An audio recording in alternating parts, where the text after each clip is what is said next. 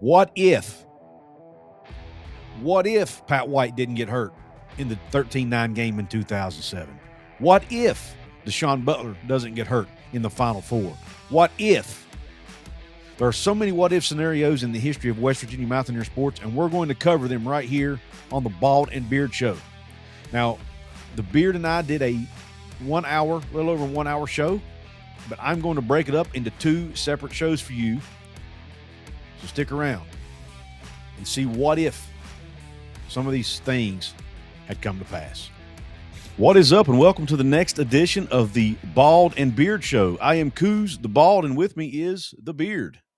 We are here today, and we're going to talk a little bit of what-if scenarios for West Virginia Mountaineer sports. It's the off-season. We're right in between recruiting and the portal window, so we'll call it a dead period for us content creators, so we have to think of something to talk about, and we thought this would be something interesting to talk about. So I'm here with the Beard from the Trust the Beard podcast. What's going on, brother? Hey, how's it going? Just, getting all the holiday stuff in order. That's it. Lots of food, lots of football. Yep. And, the playoffs, I think the first round went about how people thought it would go. Mm-hmm. Yeah. Yeah, I mean, you had two good games with, the Miami-Texas A&M game, especially if you love defense. Right. And you had the Alabama-Oklahoma game. I honestly didn't watch any of the Alabama-Oklahoma game because we were having kind of a family game night type deal. Yeah. And then Saturday night, I watched a little bit of the Miami A, or Saturday, I should say. I watched a little bit of the Miami A&M game, but again, other things going on. But hopefully this coming weekend, I'll be able to. Are there any games this weekend, actually, or are they the next weekend? They don't start till, I think, New Year's Eve is when they kick up again. See, that's to me, they're missing an opportunity here. Right, I don't know why they do that. Why do they do that? Kind of pointless bowls now in between that. So, yeah. I have theories about how to fix all that, but, that's another podcast. I hear you. All right. Well, listen, we got between the ones you and I came up with, and I reached out to some of my followers, listeners, viewers, whatever, and had them give me some ideas. And man, we've got a ton of what if scenarios. May or may not get through all of them, but we're going to do our best. So go ahead, and I'm going to let you start off, Beard. What is your first what if scenario for West Virginia Mountaineer sports? Yeah, and I'll let the listeners know that I have no idea what's on Couz's list. He doesn't know what's on my list. It's all organic. All organic reactions and all that. We didn't talk about it. Actually, we came up with this idea probably a couple weeks ago. We weren't able to do it last week, so here we are. So my first one, and I've tweeted this out, Facebooked it out, whatever you want to say, X'd it out many, many times. And mine was, what if in 2017 or following the 2016 WVU football season, Sheldon Gibson had skipped the draft and came back to West Virginia? That's a good one. The wide receiver. Yes. Most of you remember that he had that big catch against Kansas State, got his helmet ripped off. He was our go-to guy that year in 2016. Yep. Had he come back, the wide receiving core with Will Greer at the helm, remember that because he started in 2017, would have been Sheldon Gibson, David Sills, Gary Jennings, Marcus Sims, and then you got Trayvon Wesco as a tight end. Yep. Greer got his finger broken in the Texas game, so that kind of derailed the season. But up to that point, we had lost to Virginia Tech, and I forget who else it was. Iowa State, I believe. Yeah, that's when that debacle in Ames. Yeah, we got throttled. We may have lost that one anyway, but I think we beat Virginia Tech because one of the reasons is the wide receivers were so gassed at the end of the game because they just didn't have a lot of depth. And I remember David Sills dropping a touchdown because he was tired. Yeah. But plus, just the ability of Sheldon Gibson to go deep and go get balls. I think have you added him in there, the season probably would have looked a lot different. Maybe even competing for a Big 12 title for sure. That's a really good one, and it's kind of ironic because he's one of the ones he's actually been somewhat. I don't want to say active, but he was during the whole Cam Vaughn controversy a couple weeks ago where he kind of tweeted out. He had some comments. Yeah, he wasn't a big fan of that, but I may have misspoke there. I think that Iowa State game may have actually been the 2018 season. Yeah. When West Virginia went in there ranked in like the top 5 or top 10, and Iowa State throttled them. But you're right. They had lost to somebody in 17. I don't remember who it was, but nonetheless, that would have been arguably the best wide receiver room in the country, or at least Yeah. up there. Yeah, and it's one I always thought of, especially after the 2017 season when you saw what Will Greer was. Mm-hmm. Like he lived up to the hype for the most part, and Yep, then Sills and Jennings and all those. Like, man, if Sheldon Gibson had been in that core too, uh, yeah, that would have been it. Would taken that offense to the next level. I think. I agree. All right. First one I have is actually a basketball one. Okay.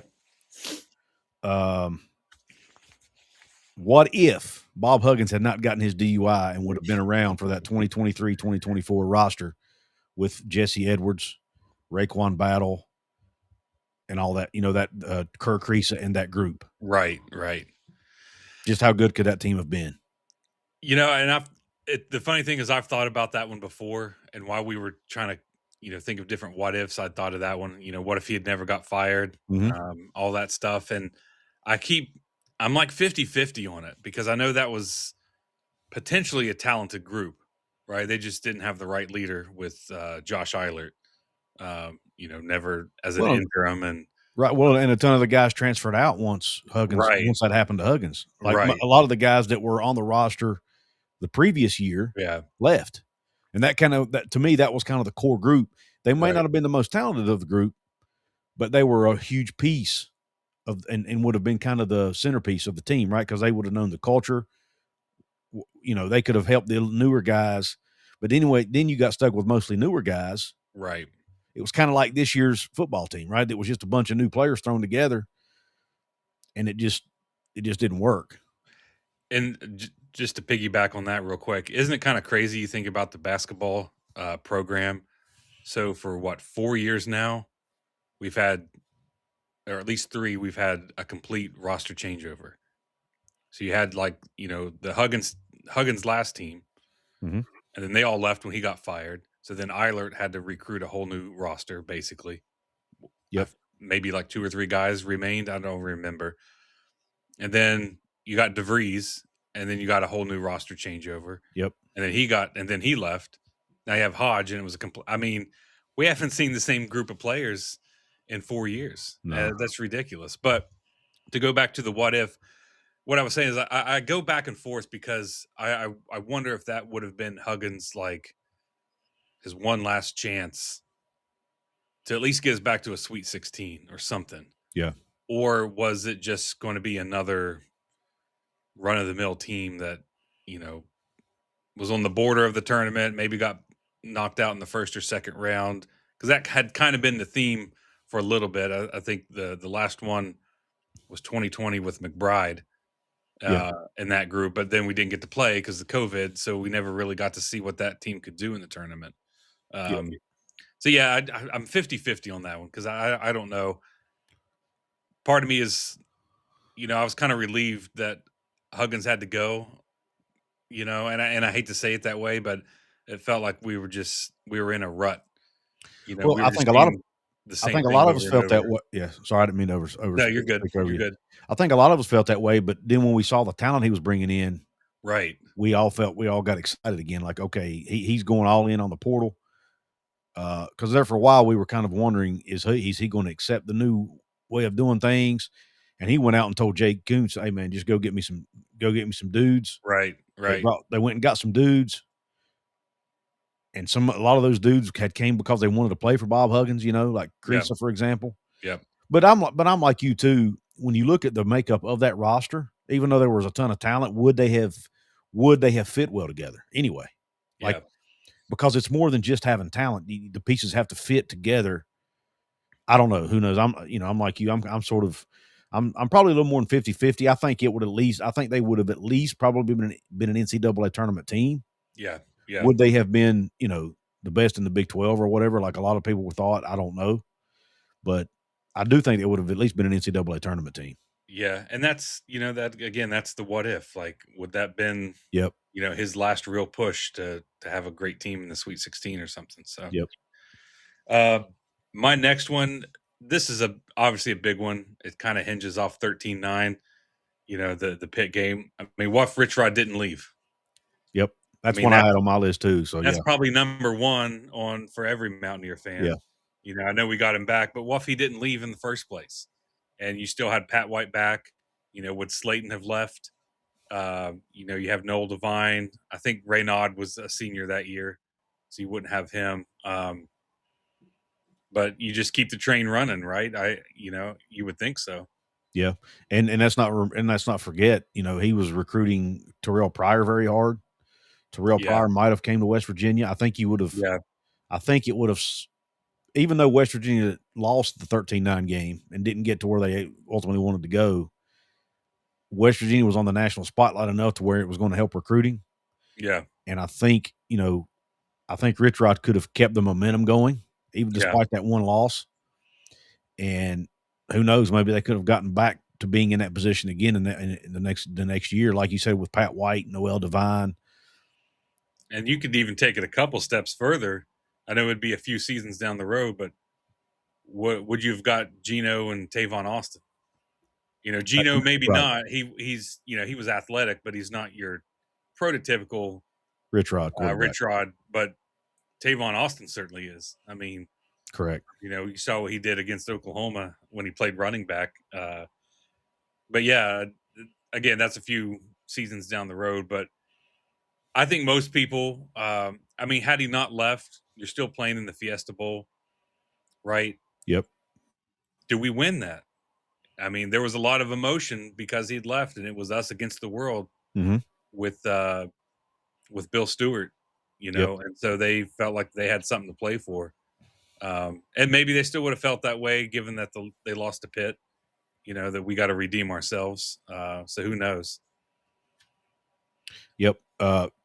Let's go ahead. And I know you and I had a caveat that when I asked my viewers, the caveat was, all the big obvious one is, hey, what if West Virginia won the Pitt game, right? We took that out of the equation. That's not one of the ones we can use here.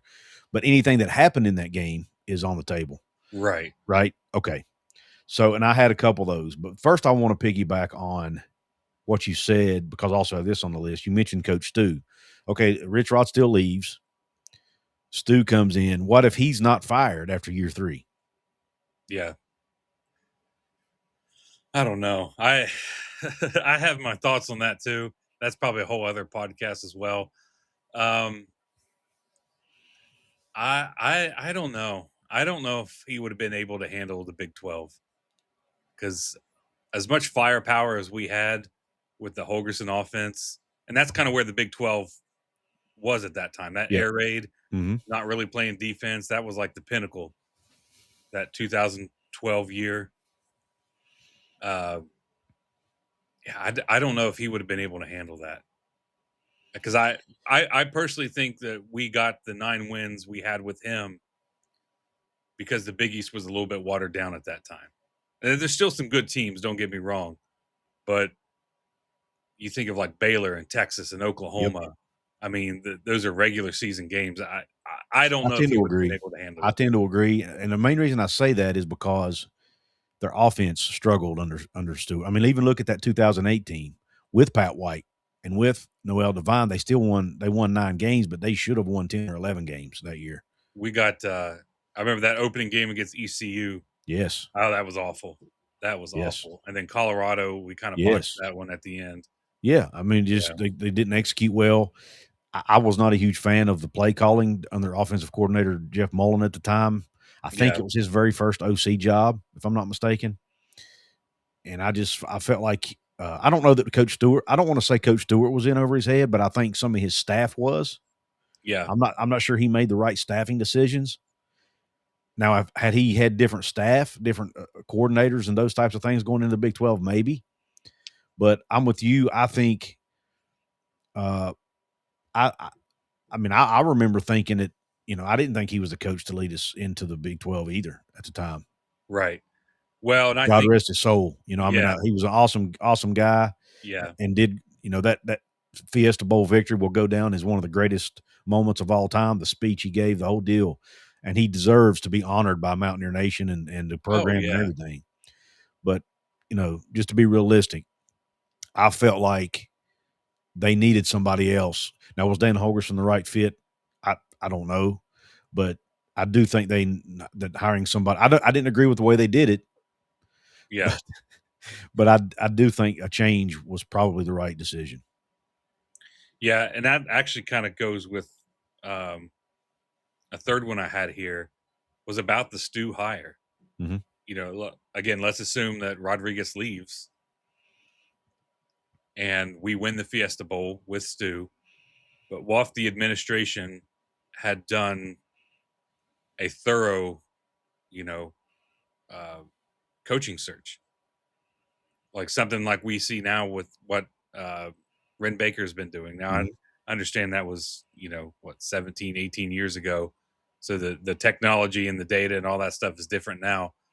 But what if we had done a thorough coaching search and found a guy that, could take the pieces that Rich Rodriguez left and just keep on running with it? Yeah. I think Stu was good for the time as far as like the Fiesta Bowl because he knew the guys. Right. But beyond that, to continue the program's success, and I know a lot of people will say that we won three straight. We had three straight 9-win seasons. I Right. get that. That's looking back compared to what we saw with like Neil Brown. Yeah. That's really, really good. We would take it, right? We would take it. But given what you inherited, you inherited a Lamborghini.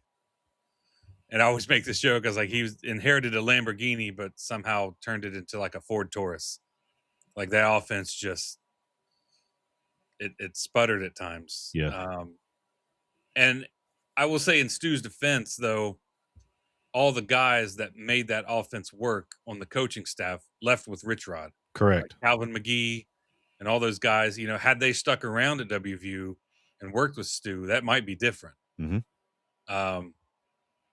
But, we know what happened. And obviously, I think if they had taken the time and did a proper search, and I probably should have looked up to see who would have been available at that time. But The only two names that come to mind off the top of my head, I remember Skip Holtz's name being thrown around at the time.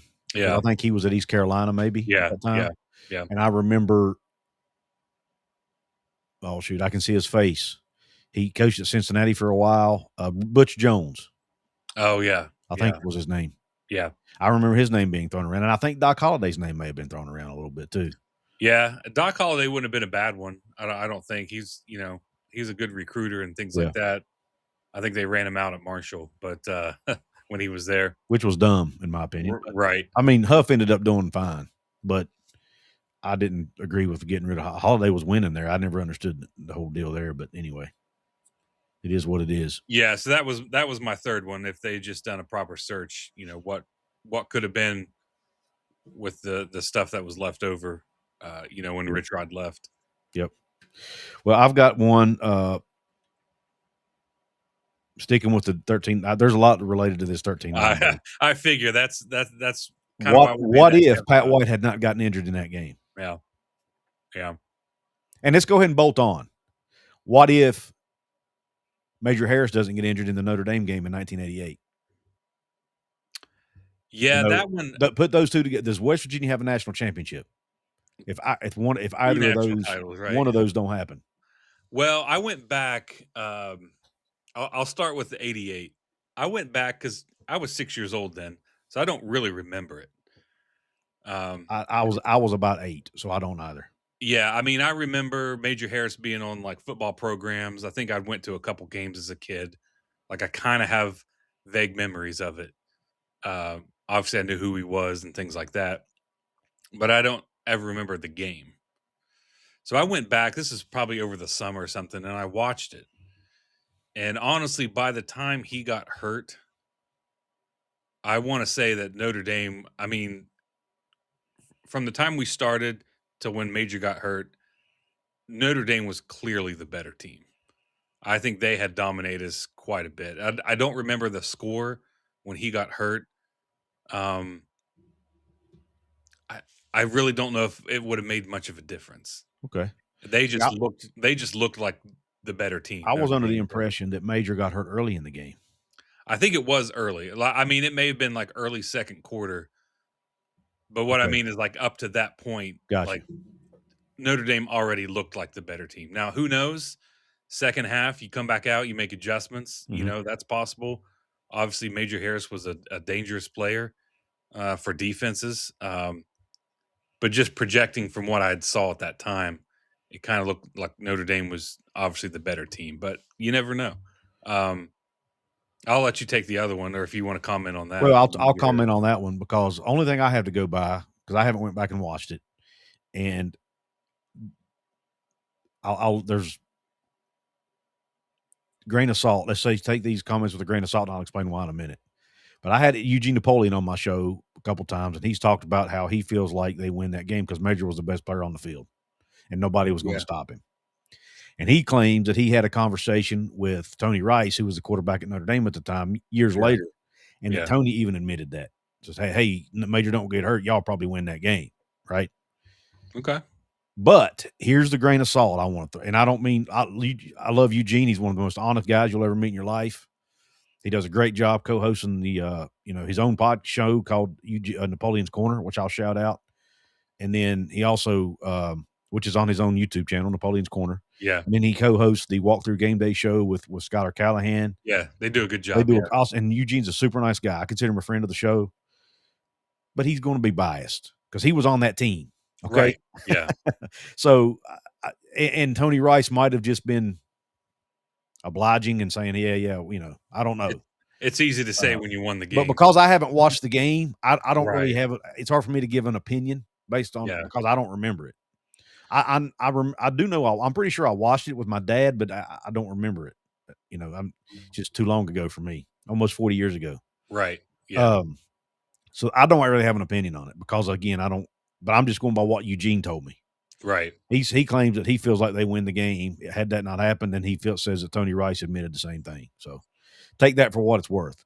Now the 2007 one, I'll go ahead and give my take, and then I'll let you give yours. Had Pat not gotten hurt, I mean they weren't doing. I mean they were struggling even before he got hurt, if I recall. Yeah. I was unfortunately not able to watch. I shouldn't say unfortunately. Fortunately, I was not able to watch that whole game because I was at a company Christmas party that night.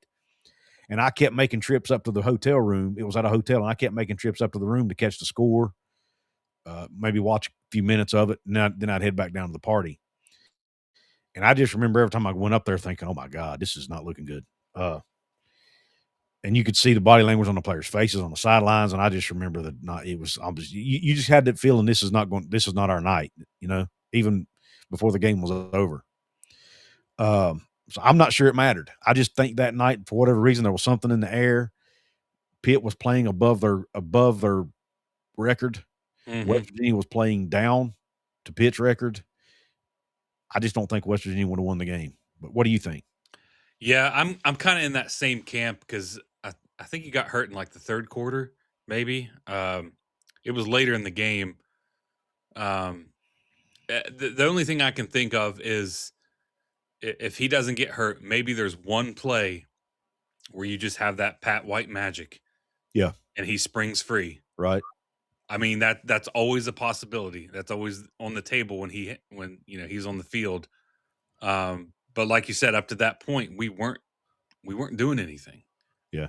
And Pitt's philosophy, what'd they have to lose? They were 4-6, or no, 3-7, something like that, because they only won 4 that season. So they only had 3 wins. They didn't have anything to lose. I think they sold out. Yep, that was their bowl game. Yeah, that they sold out everything to just stop us from breaking out anything. And of course, you can add on to that. What if McAfee makes 2 kicks? Makes 2 kicks. I mean, there was a lot, and I know he's dealt with a lot with that. But just as far as Pat White, I don't know. I don't know that it makes a huge difference, other than we just happen to get one of those Pat White moments where he, breaks free. I think that would probably be our only chance that we win that game. Yeah, we just weren't doing anything. Yeah, I agree. Pitt for what Pitt, I would make the argument that Pitt's staff outcoached West Virginia staff that night because stopped. They went in, stopped. We're going to stop the run game and make them throw the football. Yeah. And for whatever reason, West Virginia refused to try to throw the football. I I've heard rumors about why, and I'm not going to get into, but they sold out, like you said, to stop the run. They did it, and West Virginia was not able to adjust. And then, of course, Pat getting hurt didn't help that. Would they have thrown the football more had he not gotten hurt? Which, that's a fair question. I don't know. Who knows? Yeah, there's a lot of. I mean, I know a lot of people. I have a good buddy that he might be coming around on it, but I think there for a while he was convinced that Rod threw the game because he I was don't going to believe that for a Michigan. second. He's too competitive for I that. don't believe that either. Why would you throw that game and miss your chance at a national title? No. No competitor is doing that. Right, especially someone like him. Now, is it possible he was distracted a little bit? Yeah, that's possible. But I won't go as far as to say he threw the game. I think that's crazy. I also had a roommate when I lived in Morgantown. I won't mention any names. He was on staff, low level staff guy. Okay. But his theory, and again, take this with a grain of salt as well. He said, in tight moments, Rodriguez would, he would tighten up like that, Yeah, and get a little bit too conservative. And so that might have been what it was. Is he was afraid to take a chance, and maybe hoping that one of his playmakers would make something. Yeah, that kind of. I guess it kind of ties in to what I heard. I basically heard that an assistant coach made a recommendation. I'm not going to name names. Right. An assistant coach made a recommendation to one of the higher level coaches that they needed to do X, switch things up a little bit in the second half, and do something different. And that they basically said, "No, we're going to keep doing what we're doing." Yeah. But now, again, whether that's true or not, I have no idea. It's water under the bridge at this point. But again, it's a big what if. Yeah. What's your name? Do you have another one? Well, I kind of had one it's similar to that, and it's in the Final Four when Deshaun Butler went down. That's a good one. I got that one wrote down too. Yeah, what if he didn't get hurt? Now, I'll let you go first on that. Well, I personally, if you remember, that happened, and I believe it was in the second half of the game. Duke was already up pretty big. I don't think it made a difference in the game. Now, Bob Huggins, but again, he's biased, right? Right. And he had full confidence in his team. I don't think it would have made a difference in the outcome of the game. What I hate the most, looking back at it, is how it impacted Deshaun Butler's career. He still got drafted, but could he have gotten drafted higher? And would he have would he have actually been able to spend some time in the NBA? Right. Were it not for that injury. That's the thing that bothers me the most for him, but I don't think it would have made a difference in the game. What do you think? Yeah, I'm kind of on that same boat. And that's kind of why I have it like fourth on the list, because I don't think it would have made much of an impact. I think they were already up by 10. Duke was. Yeah, it was a significant lead. 10 with like 6 minutes left or something like that. Yeah, I mean, it wasn't insurmountable. No, but you could clearly see that Duke was the better team that night. Duke was clicking on all cylinders, and West Virginia was kind of struggling a little bit at times. And I just felt like Duke on that particular night, Duke was outplaying West Virginia in both sides of the floor. And when Butler went down, it was like it sucked all the air out of the room, and you knew there was no chance then. That was the last straw there. Correct. But I personally, I'm with you. I don't think they win the game either way. My next one is, you kind of touched on this earlier, but we didn't really go into any detail. What the 2020 basketball team with Deuce, and that team got on a roll late in the season. Had just knocked off Baylor, who I think was number 1 in the country at the time, or at least in the top 5. They were rolling. They were likely going to make the tournament. Yep. And boom, the season gets canceled. Do you think that team, what if Deuce McBride doesn't, what if COVID doesn't happen and they're able to finish the season out? What if that season's able to finish? What happens with that Mountaineer team? I definitely think it was a Sweet 16 team for sure. I agree. Because I was there the last game they played, I believe it was the last game they played because I don't think we got into the Big East tournament. I think they canceled that They did. They canceled it, I think, the day the tournament was supposed to start or something. Big 12 tournament. Sorry. Yeah, I think it was the day it was supposed to start, if I recall. Yeah, and they had beat Baylor at home. I was at that game. Uh-huh. And I think Baylor was like number 4 or at least top 10 for sure. They were up there. Yeah, they were up there, and we handled them pretty good. So we obviously had the talent to take on some of the country's best. Mhm. And you see what McBride's doing now. I mean, he's a Yeah. bona fide NBA player. Absolutely. Like, there's no doubt about that. And when you have somebody like that on your roster, You're capable of in winning. college, I mean, that's almost what you need to win the national title in college. Correct. I mean, you have to have that kind of guy. Yep. And so we had that, and I'm struggling to figure out remember what the cast was. Was that Sags? Was he on that team?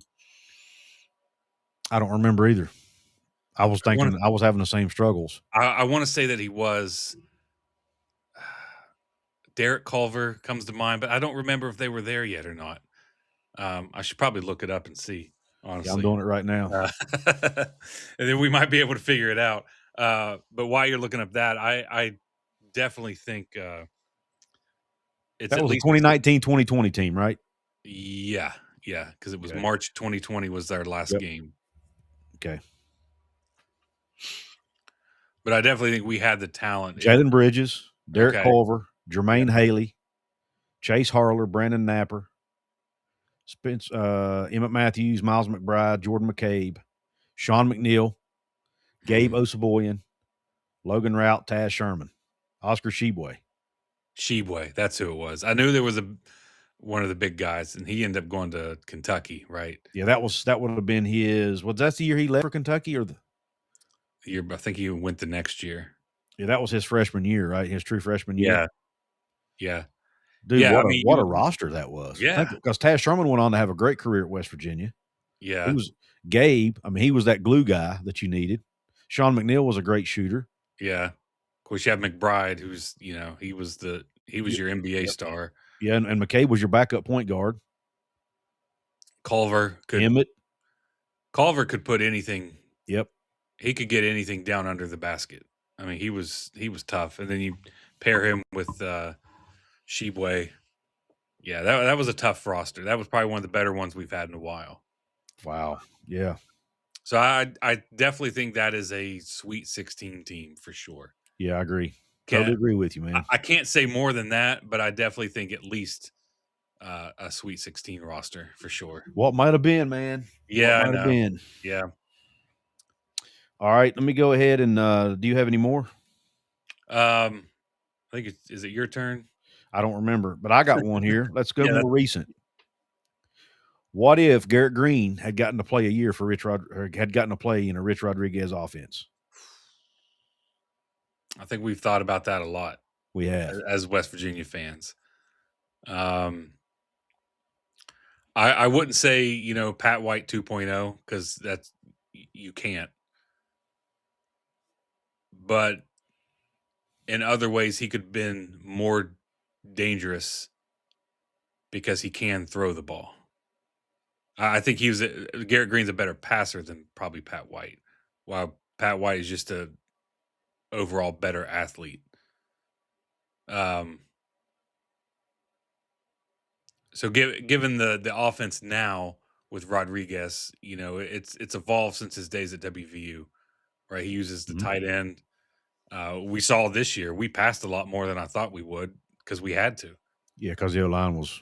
And you had a quarterback that was capable of doing it. Well, and the O-line was bad at run blocking too. Right. So, with that line, are we much better with Garrett Greene than we were? Like, who knows? He was older, right? He would have been more savvy than Scotty Fox. But I think there's the potential that obviously he's a runner. He's not afraid to run. We used him like that with Neil Brown. But he can throw the ball. Yeah. He's not a great thrower, but I think he was probably a little bit better than Pat White. So there's different things you could do. Maybe Cam Vaughn gets involved more. I in the think you take offense. more downfield shots. Yeah, For sure. because he was pretty accurate with some Yeah, downfield. Like he could throw those pretty yeah. well. I think I got to put a little bit of asterisk here. If he's on the team with with a better performing O line, I think it's an has the potential to be an elite offense. Yeah, With the same O line, they'd probably still have some similar struggles. But I do think you take more deep shots down the field. I'm going to disagree with you slightly about the Pat White. I actually think Pat White was a better thrower than we probably give him credit for. yeah, And I think he might even be a more accurate thrower than Garrett was, especially on the short stuff. well, yeah, But I don't think he had the arm strength Garrett had yeah, necessarily, or the deep ball that Garrett had. yeah. That's probably the way I would put it. They had different strengths in their game. Right. Yeah, I mean, overall, if I'm going to pick him, I'm picking Pat White. Like, Correct. Yeah. overall, he is the better quarterback. Yeah, I think in that North Carolina bowl game that year, I think he proved that he can throw the football because they threw it a lot that game, if I recall. Yeah. That's what I wish they should have done that in the Pitt game in 2007. Right. I digress. Yeah, I think there's aspects of Garrett Greene's game that are just a little bit better than Pat White's, but overall, I'd take Pat White. Right. Absolutely. Absolutely. Yeah, but that was definitely a more recent one. I mean, I think moving forward into Rodriguez's first year, you would have liked to have Garrett Greene as like your transition guy.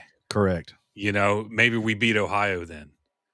And then maybe we beat what's another one? TCU. Right? And we're going bowling. Yeah, that may be worth 2 games. Who knows? Yeah.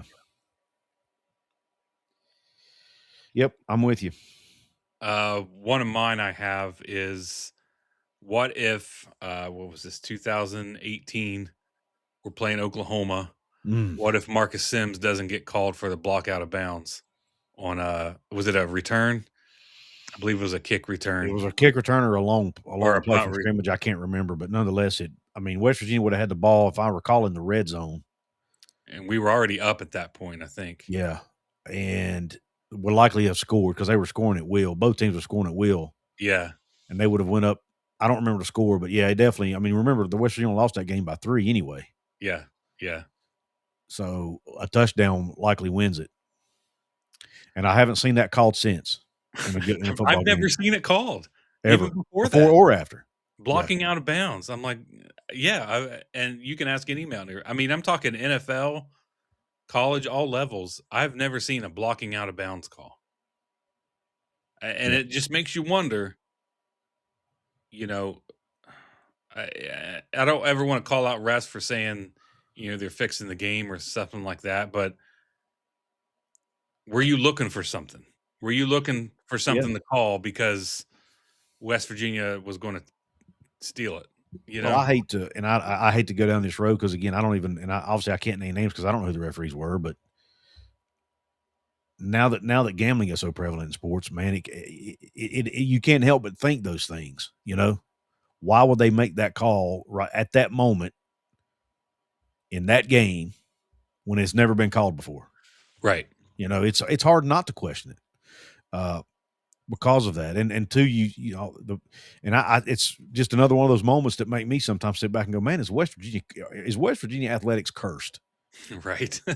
Because the crap we've had to deal with, man, when program and that athletic department, I'm sure there are other athletic departments who feel the same, but I can't think. And obviously I'm closer to this one than others, but man alive, there can't be a lot worse. And the thing is, there's been many times in football and basketball that we're on the doorstep of achieving something. I mean, what they achieved up to that point was great, but 88, you're basically in the title game. Yeah. 07 would have played for the title. What was it? 2010 was in the Final Four. Then you go back to Beeline. We played Louisville in the Elite Eight. We were up by 20. Yeah, and lose the at game. halftime, and we let them come back. And it just, we're right there. And those are great Mountaineer teams, and they're good quality teams in the overall in the landscape of the sport. And it's like we cannot seem to get over that hump. And the one year, and I don't remember the year, but the year that West Virginia that were playing Gonzaga, it was during the Press Virginia era. Oh, yeah. Either Sweet 16 or Elite 8, I don't remember. And they were up on Gonzaga with just a couple minutes left, and the referees take this, and of course West Virginia with the press, they're wearing teams down is what they do, right? So it's important to keep the game rolling. Well, the referees decided to look at review a call, and it takes them like 5 minutes. Yeah, and Gonzaga gets a breather. They get a breather and come out and end up winning the game. Yeah. Huggins was livid. Yeah, I've heard that one a lot on Three Guys. I know Brad Howell talks about that one all the time. I mean, you gave him a free timeout. Yeah, basically. And that's one of the things about instant replay too, that you got to put a time limit on it. You know, if you can't figure it out in like less than a minute, and Huggins felt very confident that team had the ability to go to the Final Four and or even national championship game. He felt that was a great team. Remember they had an NBA player, Javon Carter, Dax Miles, that group. I mean, Sags may have been on that team. Yeah, I'm going to look that up. Again, one of the more talented rosters West Virginia had, and the Press Virginia thing was so different. They were wearing teams out with it. And it would have been the 20s. I don't remember what year it was. I'll figure out here. It would have been 16, 17,